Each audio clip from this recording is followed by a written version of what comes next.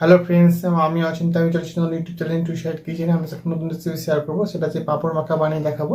সেটা বানাতে কী কী উপকরণ লাগে আসুন দেখাই। তার আগে একটা কথা বলে দিই, আমার চ্যানেল রেসিপিতে ছাড় আছে।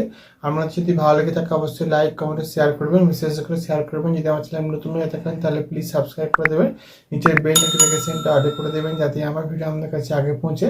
তাই জন্য পাঁপড় মাখা রেসিপিটা বানাতে কী কী উপকরণ লাগে আসুন দেখাই।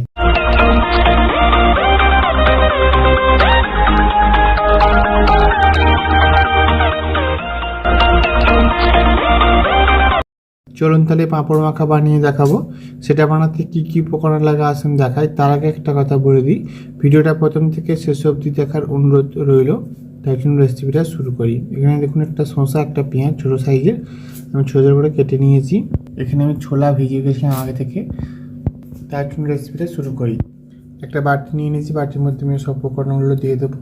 শসা পেঁয়াজটা দিয়ে দেবো আগে, যেটা ছোলাটা ভিজিয়ে রেখেছিলাম ছোলাগুলো দিয়ে দেবো।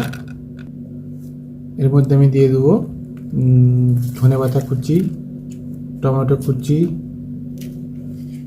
লঙ্কা কুচি, চানাচুর, লবণ, লঙ্কার গুঁড়ো একটু সামান্য একদম। এর মধ্যে অল্প সামান্য একটু এক চিমটির মতো সর্ষের তেল।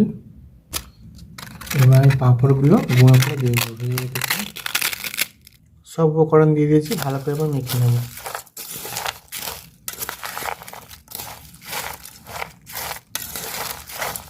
ভালো করে মেখে নিয়েছি, এবার সার্ভ করে নেব।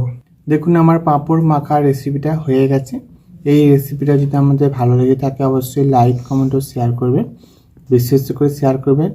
আর প্লিজ সাবস্ক্রাইব করতে পাশে থাকবেন। চলুন তা দেখাচ্ছি নেক্সট ভিডিওতে। এরকম নিত্য নতুন ভিডিও পাওয়ার জন্য আমাদের চ্যানেলটাকে অবশ্যই সাবস্ক্রাইব করে আমাদের পাশে থাকবেন। আর আপনারা এইভাবে পাঁপড়, তো আমি পাঁপড়টা আমি কিন্তু আগে ভেজে রেখেছিলাম, যে বাড়িতে বানিয়ে দেখবেন, আশা করি ভালো লাগবে। তাই চলুন তাহলে দেখা হচ্ছে নেক্সট ভিডিওতে। আর আপনারা অবশ্যই এটা বাড়িতে একবার ট্রাই করবেন পাঁপড় মাখাটা।